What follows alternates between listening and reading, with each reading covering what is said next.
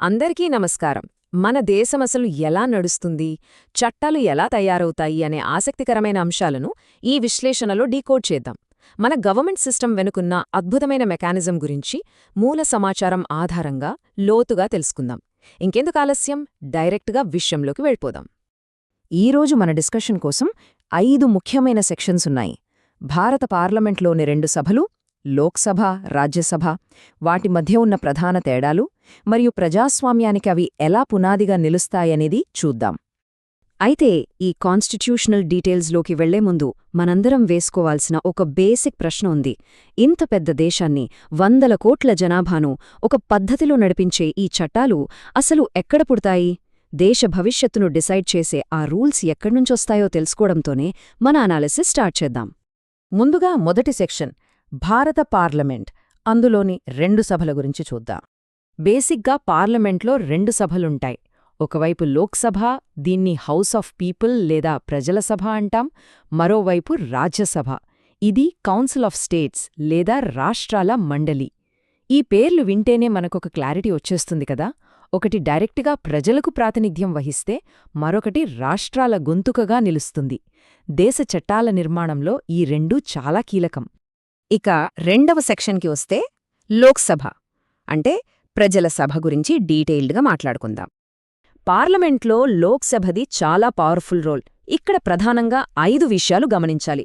First, ఇక్కడి ఎంపీలు డైరెక్ట్గా ప్రజల చేత ఎన్నుకోబడతారు. సెకండ్, కొత్త చట్టాలను తయారు చేయడం.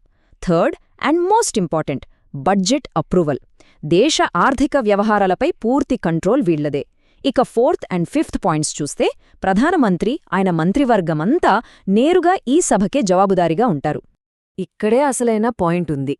అదే అవిశ్వాస తీర్మానం లేదా నో కాన్ఫిడెన్స్ మోషన్.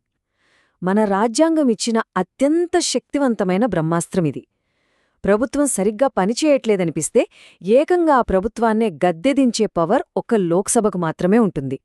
డెమోక్రసీలో నాయకులు ఎప్పటికప్పుడు ప్రజల నమ్మకాన్ని నిలబెట్టుకోవాలనే ఉద్దేశంతో పెట్టిన అద్భుతమైన సిస్టమిది.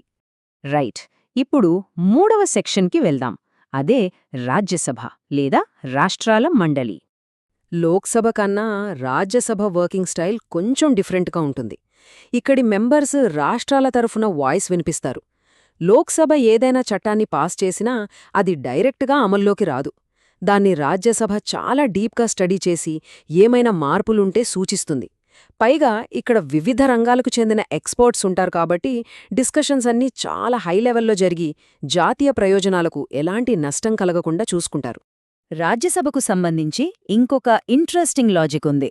అదేంటంటే, లోక్సభలాగా రాజ్యసభ ఎప్పటికీ ఒకేసారి రద్దు కాదు. ప్రతి 2 ఏళ్లకోసారి కేవలం 3వ వంతు సభ్యులు మాత్రమే రిటైర్ అవుతారు. వాళ్ల ప్లేస్లో కొత్తవాళ్లు వస్తారు.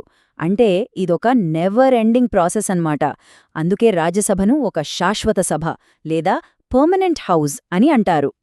ఇక 4వ సెక్షన్లో ఈ 2 సభల మధ్యున్న మెయిన్ డిఫరెన్సెస్ ఏంటో క్విక్గా కంపేర్ చేసి చూద్దాం. ఫస్ట్ డిఫరెన్స్ ఎలక్షన్స్ విషయంలో వస్తుంది. లోక్సభ సభ్యులని ప్రజలందరూ ఓట్లు వేసి డైరెక్ట్గా ఎన్నుకుంటారు. కానీ రాజ్యసభ ఎన్నికలు ఇండైరెక్ట్గా జరుగుతాయి. అంటే మనం ఎన్నుకున్న రాష్ట్ర శాసనసభ సభ్యులు, అదేనండి ఎమ్మెల్యేలు, వెళ్లి రాజ్యసభ సభ్యులను ఎన్నుకుంటారన్నమాట. ఇది నేరుగా ప్రజాభిప్రాయానికి, పరోక్షంగా రాష్ట్రాల ప్రాతినిధ్యానికి మధ్య ఉన్న clear cut difference. Next point, time lines. Lok Sabha life span ఖచ్చితంగా 5 ఏళ్లు మాత్రమే. 5 ఏళ్ల తర్వాత పాత సభ రద్దయిపోయి కొత్త సభ వస్తుంది. ఇదొక డైనమిక్ సైకిల్. కానీ రాజ్యసభ అలా కాదు. ముందే చెప్పుకున్నట్లు అది ఎన్నటికీ కంప్లీట్గా రద్దు కాని ఒక పర్మనెంట్ హౌస్. ఇక పవర్స్ విషయానికి వస్తే ఈ పోలిక చాలా ముఖ్యంగా బడ్జెట్ లాంటి ఆర్థిక వ్యవహారాల్లోనూ, ప్రభుత్వంపై కంట్రోల్ విషయంలోనూ లోక్సభదే అప్పర్ హ్యాండ్. ఆ విషయాల్లో రాజ్యసభ పవర్స్ చాలా లిమిటెడ్. వాళ్లు కేవలం సలహాలివ్వగలరు కానీ ఫైనాన్షియల్ డెసిషన్స్ని కంట్రోల్ చేయలేరు. ఫైనల్గా 5వ సెక్షన్, అదే ప్రజాస్వామ్యానికి పినాది. మూల సమాచారంలో ఉన్న ఒక పాయింట్ మొత్తం కాన్సెప్ట్ని చాలా చక్కగా సమరైజ్ చేస్తోంది. లోక్సభ మరియు రాజ్యసభ కలిసి భారత ప్రజాస్వామ్యాన్ని బలపరుస్తాయి. ఇక్కడ మనం అర్థం చేసుకోవాల్సిన ఒక అద్భుతమైన విషయం ఏంటంటే, ఇవి ఒకదానితో ఒకటి పోటీపడే సంస్థలు కావు. ప్రజల ఆశయాలకు, రాష్ట్రాల ప్రయోజనాలకు మధ్య ఒక అద్భుతమైన బ్యాలెన్స్ మెయింటైన్ చేస్తూ మన డెమోక్రసీని ఒక పర్ఫెక్ట్ సిస్టంగా మారుస్తాయి. ఈ విశ్లేషణను కన్క్లూడ్ చేసే ముందు ఒక పవర్ఫుల్ థాట్తో ఎండ్ చేద్దాం. ఇలా పవర్స్ని డివైడ్ చేయడం వల్ల సాధారణ పౌరులకు లాభమేంటి? తొందరపాటు నిర్ణయాల నుంచి ఎలా సేఫ్ అవుతాం? సింపుల్.